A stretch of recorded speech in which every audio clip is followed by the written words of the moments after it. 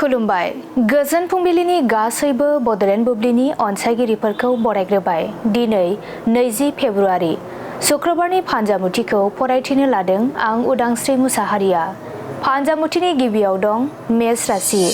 जानानै थांखांनाय गोरोन्थिनि साजाखौ मोननो हागौ, गोसोआ गिखांनाय फैगोन। बृष राशि। नोंथांनि मावनाय हाबानि फिथाइखौ मोनफुंनो हागोन, खुसिनि सान जागोन। मिथुन राशि।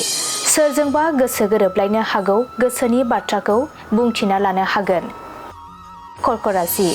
आखाइनि रांखावरिफोरा जामलांगोन, मोनसेनि उनाव मोनसे जेंना सोमजिनो हागौ। सिंह राशि। जानो गोनां खामानिया गासैबो फैमाल थांनो हागौ, गोसो बायगोन। कन्या राशि। जिउनि लोगोरि मोननायनि आसा दं, नोंथांनि थाखाय मोजां सान। तुला राशि। गाज्रि सुबुंफोरनिफ्राय बारग'नो हागोन, हान्थिनाय लामायाव सौहैनो हागोन। वृश्चिक राशि। देहाया सानाय सुनायजों साग्लोबनो हागौ, गोबां खस्थ' मोनगोन। धनु राशि। खामानिफोरजों होंगो दोंगो जानो हागौ, दसेबो जिरायनो सम मोननाय नङा। मकर राशि।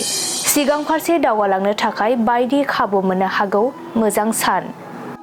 कुम्भ राशि। सोरजोंबा जानाय दावराव दावसिया जोबस्रांगोन, सान्थियै सान बारहोनो हागोन। मीन राशि। नोंथाङा गोसोखौ उरां फारां मोनगोन, दाबसे जायगायाव थाथेरनो सुखुनाय नङा।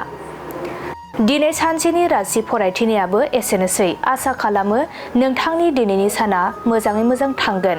बेखौ बडलेण्ड बुब्लि नखरनिफ्राय मिजिंथिबाय। गोजोन्थों।